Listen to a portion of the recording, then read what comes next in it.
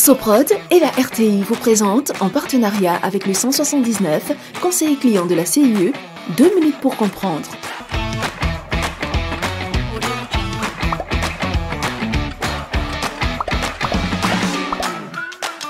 Bonjour, bienvenue dans 2 minutes pour comprendre, votre capsule quotidienne qui vous aide à comprendre comment fonctionne le monde qui nous entoure.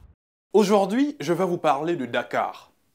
Abidjan et Dakar sont très souvent comparées, elles sont même parfois rivales. Alors, apprenons à connaître un peu mieux la capitale sénégalaise. Dakar est donc la capitale du Sénégal depuis le 4 avril 1960. Elle est située à l'ouest du pays, sur le littoral de l'océan Atlantique.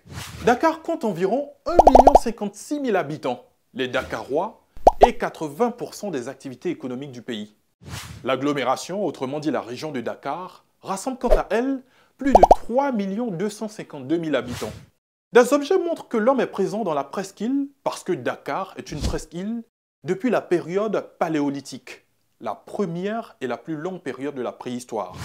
Bien plus tard, en 1444, une expédition maritime portugaise accoste dans la péninsule qui est alors peuplée par les Mandingues. Dès la fin du XVe siècle, les Lébous, réfugiés depuis le nord-est du Sénégal, s'installent dans la région. Les Français prennent pied dans la péninsule en 1857. Dès 1859, il y a un phare et en 1860, les travaux d'installation d'un port débutent. C'est en 1862 que le général français Faidherbe décide de construire la ville à l'extrémité sud-orientale de la presqu'île du Cap-Vert. Dans la région, l'établissement français le plus ancien était l'île de Gorée, où était située la base de départ des navires qui s'étaient livrés à la traite des Noirs vers l'Amérique.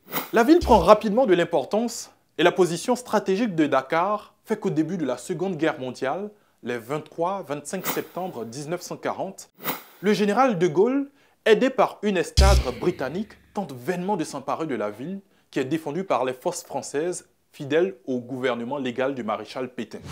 Aujourd'hui, Dakar s'est fortement modernisé. Elle est le berceau de nombreuses institutions, grands groupes et de la plus importante université d'Afrique francophone. Je vous donne rendez-vous demain à la même heure pour un nouveau numéro de 2 minutes pour comprendre. Soprod et la RTI vous ont présenté, en partenariat avec le 179, conseiller client de la CIE, 2 minutes pour comprendre.